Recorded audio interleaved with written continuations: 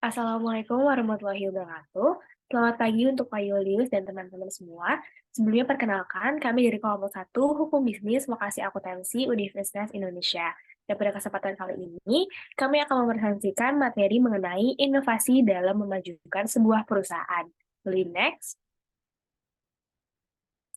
Sebelumnya, izinkan kami dari kelompok 1 untuk memperkenalkan diri.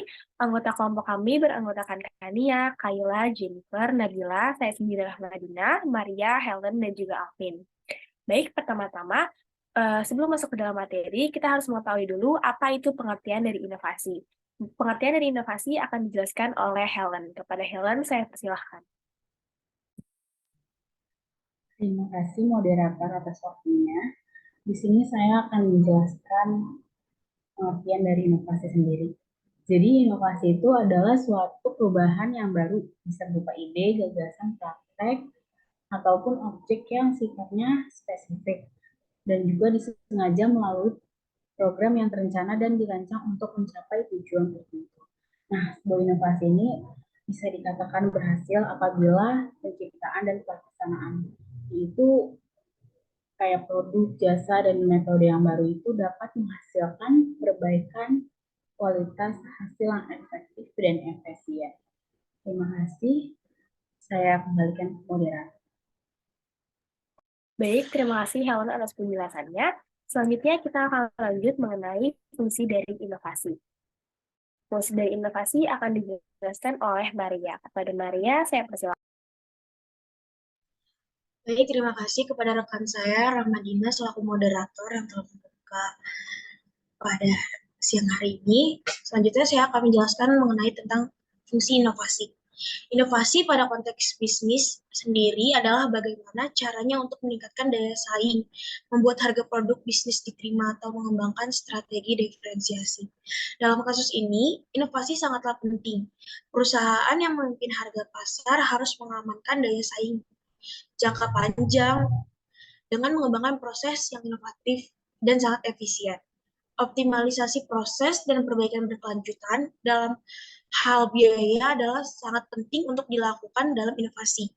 Perusahaan yang berusaha untuk strategi diferensiasi membutuhkan inovasi yang dapat mengembangkan fitur pembeda dari para pesaing mereka. Banyak startup yang meluncurkan produk atau layanan dengan mengembangkan produk yang berinovatif dan bermacam-macam dari yang lainnya. Baik, terima kasih Maria atas penjelasannya. Selanjutnya kita akan lanjut mengenai contoh dari inovasi. Contoh dari inovasi akan dijelaskan oleh Jennifer. Kepada Jennifer, saya persilahkan. Terima kasih moderator. Selanjutnya saya akan menjelaskan mengenai contoh dari inovasi. Nah, contoh dari inovasi ini yang pertama itu mengubah toko offline menjadi toko online. Dikarenakan seiring berjalannya waktu, seiring berjalannya kemajuan teknologi, banyak orang-orang memilih untuk berbelanja secara online dibandingkan harus untuk berbelanja secara langsung dikarenakan lebih efisien dalam waktu, tenaga, dan pastinya harganya lebih murah. Yang kedua itu mengubah metode pembayaran menjadi lebih beragam. Dikarenakan pada zaman ini banyak sekali orang-orang lebih memanfaatkan handphonenya daripada untuk memegang cash. Dikarenakan handphone itu akan selalu dibawa dibandingkan kita harus memegang cash. Oleh karena itu, pembisnis ini juga harus menyediakan, memfasilitasi metode-metode pembayaran yang beragam seperti QRIS, GoPay, dan lain-lain. Yang ketiga, menggunakan sosial media sebagai tempat untuk melakukan promosi. Karena kan seiring kemajuan zaman ini, orang-orang selalu menggunakan sosial media dalam kehidupannya, seperti Instagram, WhatsApp, YouTube, dan lain-lain. Karena itu, pembisnis ini harus menggunakan sosial media sebagai platform untuk promosi dibandingkan melakukan promosi secara langsung. Yang keempat ini memanfaatkan daur ulang sampah sebagai produk utama. Nah, pemanfaatan daur ulang sampah ini akan menguntungkan berbagai macam pihak. Yang pertama itu menguntungkan lingkungan dan menguntungkan pembisnis sendiri, dikarenakan daur ulang sampah ini akan memberikan dampak yang baik kepada lingkungan, dan daur ulang sampah ini juga akan memberikan dampak yang baik kepada pembisnis dikarenakan tidak membutuhkan biaya yang besar dalam pembuatan produk. Terima kasih, saya kembalikan kepada moderator. Baik, terima kasih Jennifer atas penjelasannya. Selanjutnya kita akan masuk mengenai pengertian dari bisnis. Pengertian dari bisnis akan dijelaskan oleh Kayla. Kepada Kayla, saya persilakan. Baik, terima kasih moderator Ahmadina yang telah mempersilahkan saya. Selanjutnya saya akan menjelaskan tentang pengertian bisnis. Pengertian bisnis secara umum dalam ekonomi yaitu bisnis adalah suatu organisasi yang menjual barang atau jasa kepada konsumen atau bisnis lainnya untuk mendapatkan laba. Secara historis, kata bisnis berasal dari bahasa Inggris bisnis, dari kata dasar yang berarti sibuk, dalam konteks individu, komunitas, maupun masyarakat. Dalam artian sibuk mengerjakan aktivitas dan pekerjaan yang mendatangkan keuntungan secara etimologi, bisnis berarti keadaan di mana seseorang atau sekelompok orang sibuk melakukan pekerjaan yang menghasilkan keuntungan. Dan kata bisnis sendiri memiliki 3 penggunaan tergantung penggunaannya sendiri. Yang pertama, penggunaan kata bisnis dapat menunjuk pada badan usaha, yaitu kesatuan yuridis atau hukum, teknis, ekonomis yang bertujuan mencari laba. Lalu penggunaan yang lebih luas lagi dapat merujuk pada sektor pasar tertentu, misalnya bisnis pertelevisian, dan penggunaan yang paling luas merujuk pada seluruh aktivitas yang dilakukan oleh komunitas penyedia barang dan jasa. Sekian dari saya akan kembalikan kepada moderator. Baik, terima kasih Kayla atas penjelasannya. Selanjutnya untuk memahami bisnis lebih dalam, kita akan mengetahui mengenai tujuan bisnis yang akan dijelaskan oleh Nabila. Kepada Nabila, saya persilahkan. Baik, terima kasih moderator. Selanjutnya saya akan menjelaskan tujuan bisnis. Tujuan bisnis adalah untuk mencapai kesejahteraan. Nah, ada beberapa dari tujuan bisnis. Yang pertama, menciptakan lapangan pekerjaan bagi masyarakat juga termasuk dalam tujuan bisnis. Yang kedua, memenuhi kebutuhan hidup dengan sebuah produk dan jasa. Yang ketiga, mengatasi resiko yang akan timbul, misalnya dengan mengalihkan resiko ke lembaga asuransi, penyiapan surat-surat berharga melalui jasa perbankan, dan lain sebagainya. Yang keempat, memperlihatkan dan menjaga eksistensi perusahaan dalam jangka waktu panjang. Yang kelima, memperlihatkan prestis dan prestasi perusahaan pada masyarakat. Baik, selanjutnya saya kembalikan kepada moderator. Baik, terima kasih Nabila atas penjelasannya. Selanjutnya kita akan lanjut untuk mengetahui fungsi dan manfaat dari bisnis yang akan dijelaskan oleh Alvin. Kepada Alvin, saya persilahkan. Baik, terima kasih moderator. Selanjutnya ada fungsi bisnis. Next slide. Yang pertama ada form utility, yaitu fungsi diproduksi di mana sebuah bisnis menghasilkan suatu barang atau jasa yang dibutuhkan masyarakat. Contoh form utility itu kayak benang itu kan bahan baku kain. Nah, nantinya dari kain itu bisa dibuat jadi pakaian atau barang yang dapat dipakai. Selanjutnya ada place utility, yaitu fungsi distribusi di mana sebuah bisnis menyalurkan suatu barang atau jasa ke lokasi terdekat yang bisa dijangkau konsumen. Contohnya tuh kayak pasir yang berasal dari sungai diangkut ke kota untuk dijadikan bahan bangunan. Selanjutnya ada possession utility, yaitu fungsi penjualan dalam bisnis di mana sebuah perusahaan menjual suatu produk ke konsumen yang membutuhkan, baik itu barang ataupun jasa. Contohnya tuh kayak perusahaan otomotif mobil dan motor. Konsumen membeli barang tersebut karena kebutuhan untuk transportasi.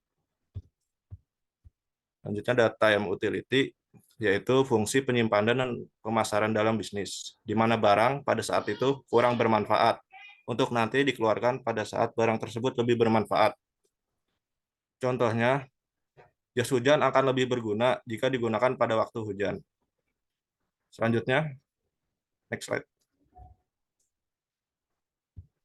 Selanjutnya ada manfaat bisnis. Nah, apa aja sih manfaat dari berbisnis itu?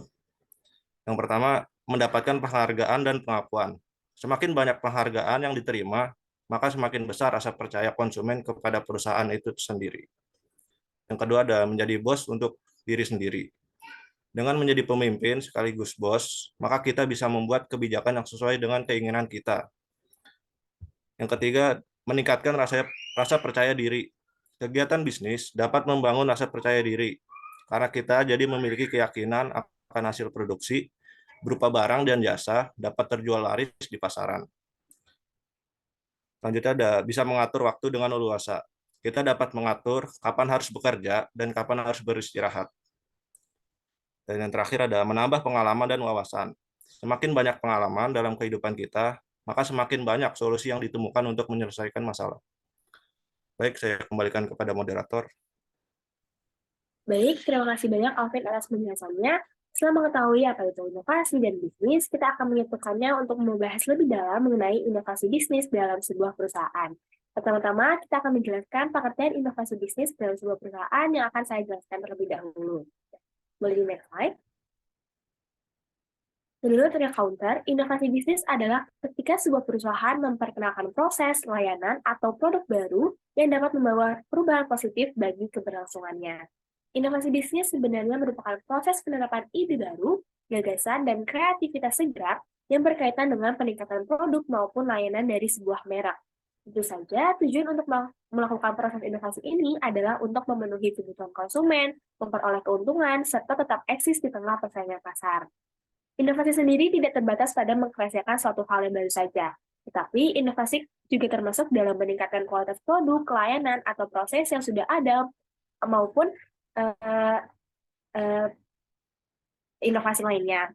Pada akhirnya, seperti yang sudah dijelaskan, tujuan dari inovasi yaitu untuk membuat suatu perusahaan tetap hidup, dalam arti perusahaan itu dapat menambah value baru bagi bisnis ataupun meningkatkan perkembangan hingga produktivitas.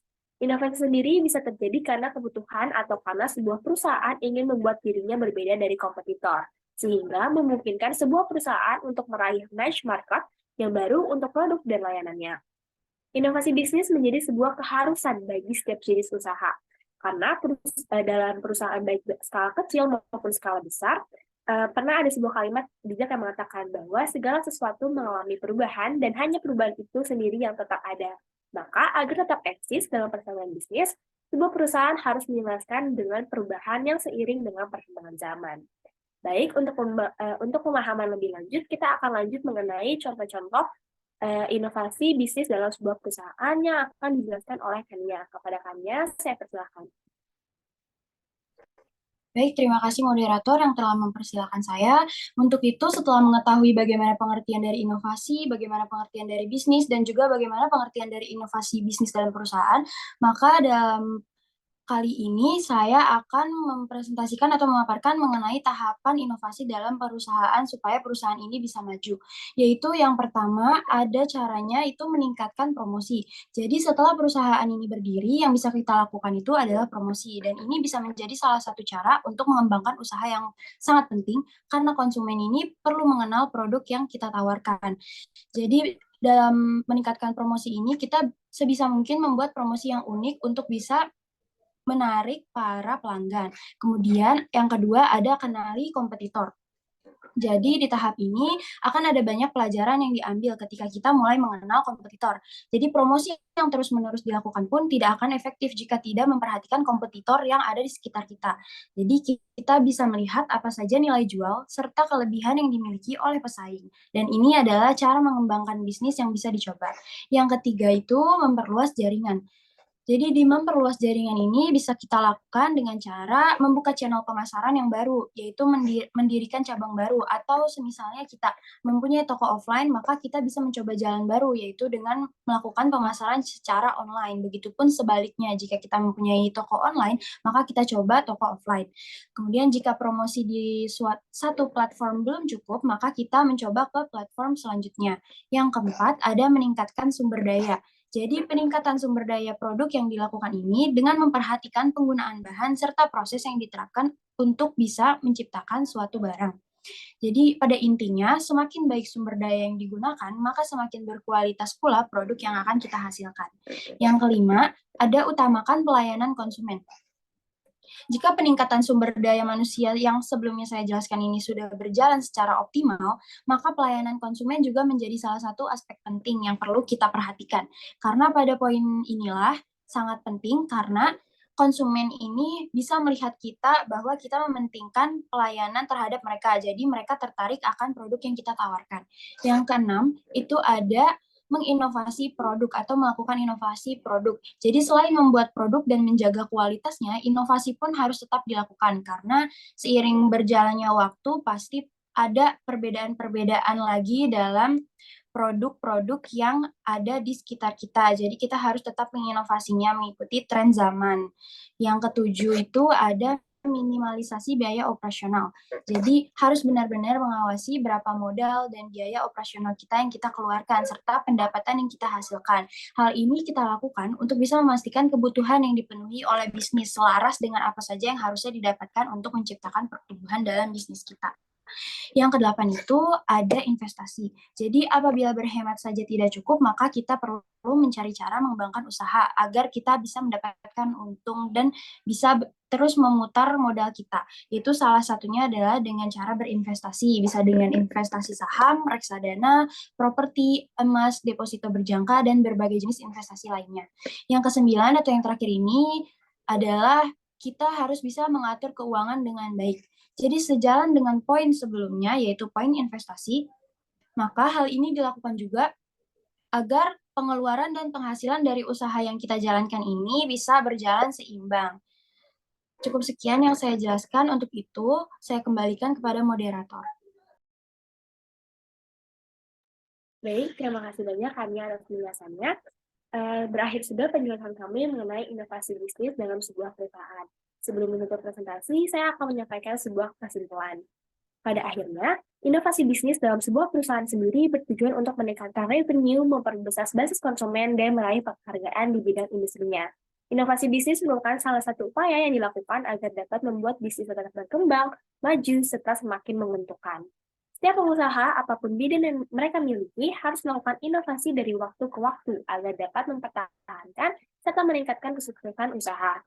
Kunci perusahaan untuk tetap bisa bersaing dengan para kompetitornya adalah dengan melakukan inovasi bisnis. Dengan inovasi, perusahaan dapat menjangkau konsumen baru dan juga membentuk loyalitas konsumen. Sekian penjelasan dari kelompok kami. Semoga apa yang kami sampaikan dapat bermanfaat. Kurang lebihnya mohon dimaafkan. Wassalamualaikum warahmatullahi wabarakatuh.